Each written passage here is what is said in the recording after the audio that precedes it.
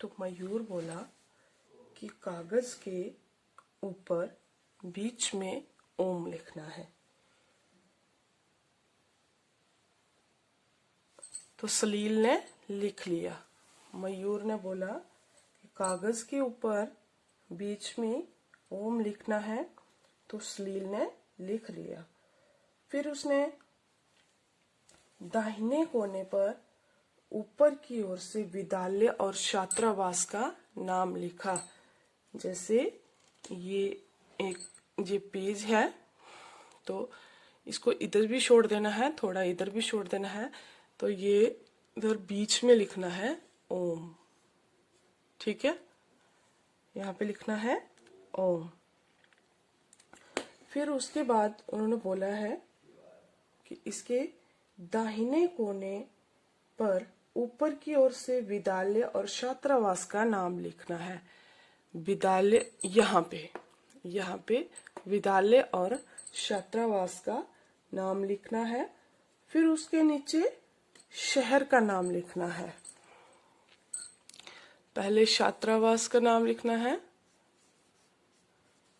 छात्रावास। फिर उसके नीचे शहर का नाम लिखना है। फिर उसके नीचे दिनांक लिखना है, तिथि लिखनी है। ठीक है, फिर दिनांक लिखना है। फिर उसके बाद मयूर ने बोला कि फिर बाईं ओर लिखना है। बाईं ओर मतलब इस साइड, इस तरफ क्या लिखना है, पूज्य पिताजी।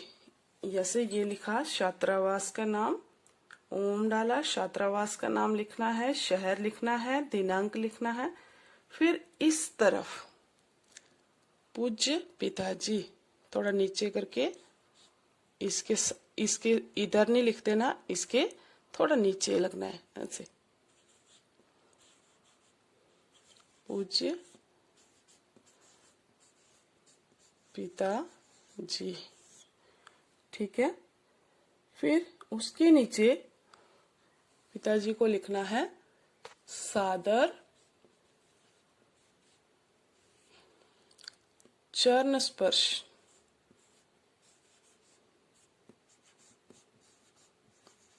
चरण स्पर्श का अर्थ मैंने आपको बता दिया, क्या अर्थ होता है इसका। चरण स्पर्श का अर्थ होता है, चरण होते हैं पैर, स्पर्श होते हैं छूना। ठीक है, तो फिर उसके बाद मयूर ने कहा कि अभी अपनी कुशलता का समाचार लिखो। अपनी कुशलता का समाचार लिखो। कुशलता का मतलब अपने बारे में लिखो, अपनी सेहत के बारे में लिखो कि मैं यहाँ पर ठीक हूँ। उम्मीद करता हूँ कि आप भी अपने वहां पे ठीक ही होंगे। फिर इसके बाद अपनी यहाँ पे अपनी इधर से शुरू कर देना। क्या लिखना है, अपनी कुशलता के बारे में। अपनी कुशलता के बारे में लिखो। फिर उसके बाद आपने जो मंगवाना है, क्या बोलते हैं मयूर कि उसके बाद जो जो मंगवाना चाहते हो वह लिख दो। ठीक है, जो आपको चीज चाहिए उसको इधर नीचे, इधर से कुशलता के आगे फिर से शुरू कर दो। ठीक है, जब सब लिख लो तो नीचे एक पंक्ति में दाहिने ओर लिखना आपका आज्ञाकारी पुत्र। ठीक है, जब आपका ये पूरा हो जाए, जो आपने मंगवाना है वो मंगवा लिया, तो नीचे एक पंक्ति में लिखना है कि आपका आज्ञाकारी पुत्र। क्या लिखना है,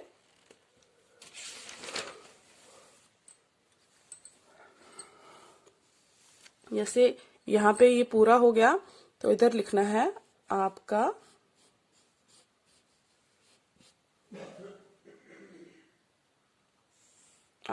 आज्ञाकारी।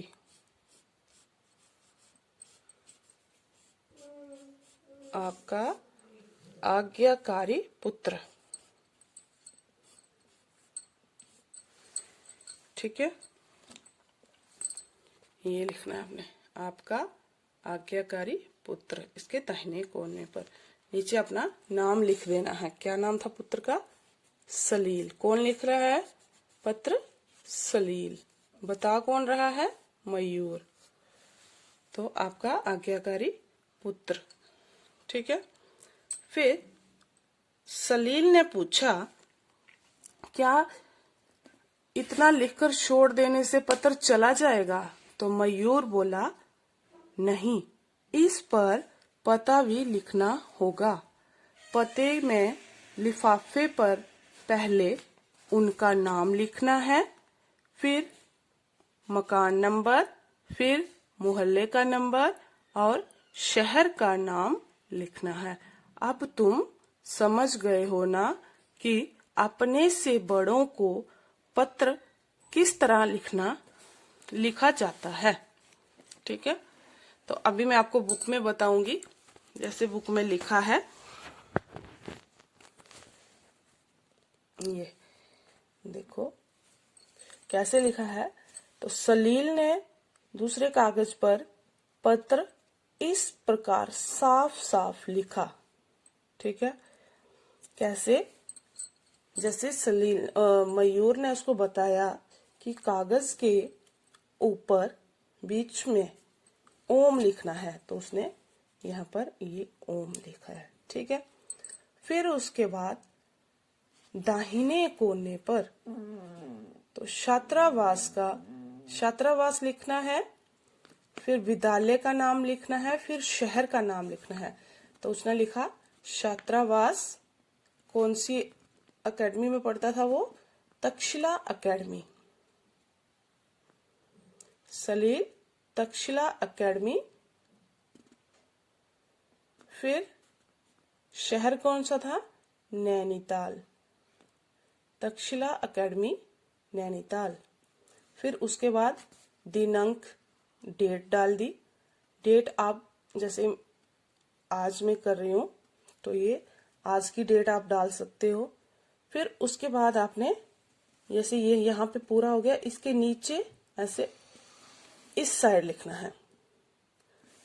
ये है पिताजी, पूज्य पिताजी, पूज्य पिताजी, सादर चरण स्पर्श। चरण स्पर्श का अर्थ मैंने आपको बता दिया। चरण होते हैं पैर, स्पर्श होता है छूना। तो आपका कृपा पत्र मिला। ठीक है, और उसने क्या लिखा कि आपका कृपा पत्र मिला। मैं यहाँ पर सकुशल हूँ। सकुशल मतलब ठीक ठाक हूँ। आशा करता हूँ आप सब भी कुशलता से होंगे। क्या करता हूँ? आशा करता हूँ मतलब उम्मीद है कि आप भी कुशलता से होंगे। मैं प्रतिदिन जल्दी उठता हूँ। ठीक है, प्रतिदिन क्या होता है? रोज। मैं रोज जल्दी उठता हूँ।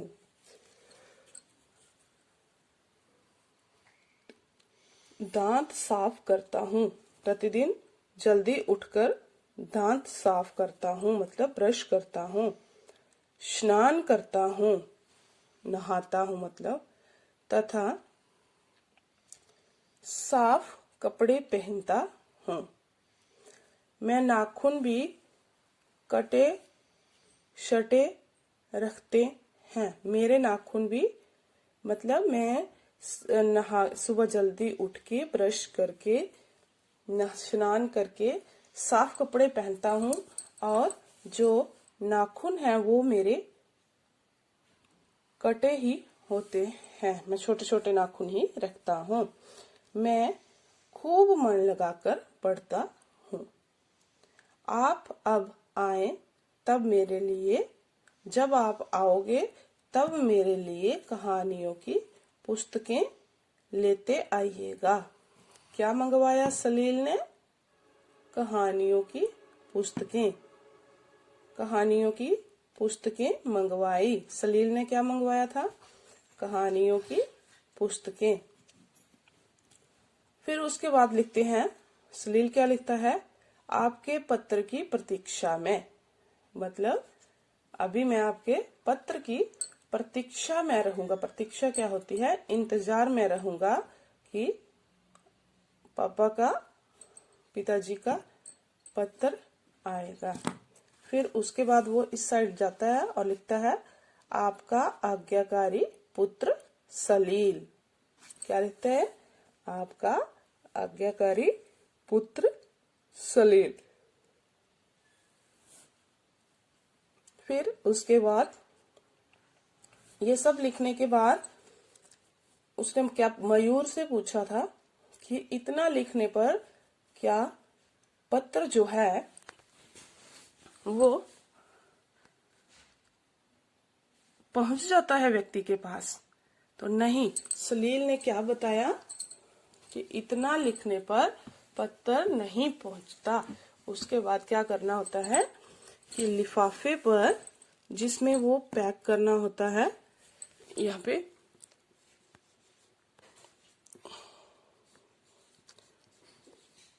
जो एनवेल्प होता है, लिफाफा होता है जिसमें पत्र डालते हैं, उस पर पहले क्या लिखना होता है? जिसको पत्र डालना है। जैसे वो अपने पिता को पत्र डाल रहा है तो उसने अपने पिता का नाम लिखना है। जिसको पत्र डाल रहे हैं उसका पहले नाम लिखना है, फिर उसका मकान नंबर, उसके मकान का नंबर लिखना है, उसके मकान का नंबर लिखना है। मकान के नंबर के बाद उसके मोहल्ले का नाम लिखना है। ठीक है, साथ ही मोहल्ले का नाम। ठीक है, मोहल्ले का नाम लिख दिया। फिर उसके बाद शहर का नाम लिखना है कि किस शहर में है वो। फिर शहर का नाम। तो ये इस प्रकार मयूर ने सलील को पत्र लिखना बताया। तो पत्र लिखने के कुछ नियम होते हैं। कुछ लिखते समय कुछ ऐसी बातें होती हैं जिनका ध्यान रखना होता है।